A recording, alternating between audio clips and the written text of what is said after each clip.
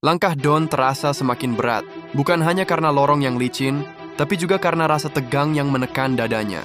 Anak laki-laki 12 tahun itu, berperawakan besar, kulit sawo matang, rambut hitam pendek sedikit berponi ke kanan, pipi cabi, dan mata bulat besar, terlihat semakin serius.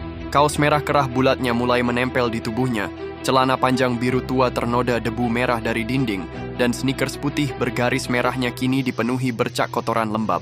Di atasnya, Mary terbang dengan waspada. Rambut panjang bergelombang ungu pastel miliknya memantulkan kilau lembut dari bola cahaya yang ia pegang. Mata hijau zamrudnya berkilau waspada, sayap kupu-kupu transparannya memantulkan cahaya kristal di dinding yang basah, dan gaun biru langit berbentuk kelopak bunga dengan pita kecil di pinggangnya berkibar lembut di udara. Lorong akhirnya terbuka menjadi sebuah aula besar. Langit-langitnya menjulang, dipenuhi rantai-rantai raksasa yang menggantung, berayun perlahan.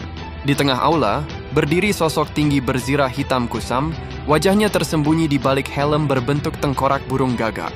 Sosok itu memegang tombak panjang dengan ujung bercahaya merah gelap, lalu suaranya terdengar berat namun anehnya tidak sepenuhnya asing bagi Don.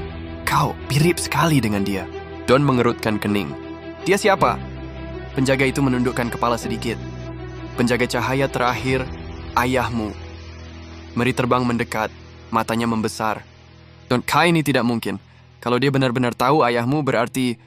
Berarti apa?" Potong Don, matanya menatap tajam. Penjaga itu mengangkat tombaknya. Ujungnya bergetar seolah berisi energi hidup.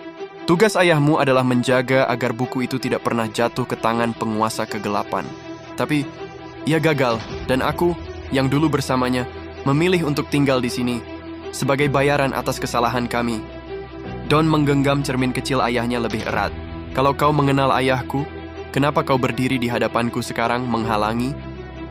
Karena untuk melewati gerbang terakhir, kau harus membuktikan bahwa darah penjaga cahaya masih mengalir dengan kekuatan yang layak. Dan itu hanya bisa dibuktikan melalui pertarungan." Mary langsung melayang di depan Don, sayapnya bergetar cepat. "Kau tidak harus melakukan ini sendirian." Don menggeleng pelan. "Mary, ini bukan cuma soal bertarung. Ini soal membuktikan bahwa aku memang anak ayahku."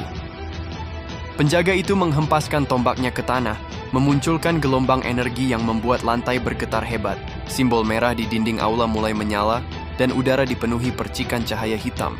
Mary berbisik di telinga Don, "Kalau kau mau menang, kita harus gabungkan kekuatan kita sampai batas terakhir." Don menatap Mary, lalu menoleh pada penjaga itu. "Baik, kalau ini satu-satunya jalan, aku siap." Di udara, suara logam bertemu logam mulai menggema. Pertarungan pertama di dalam sarang baru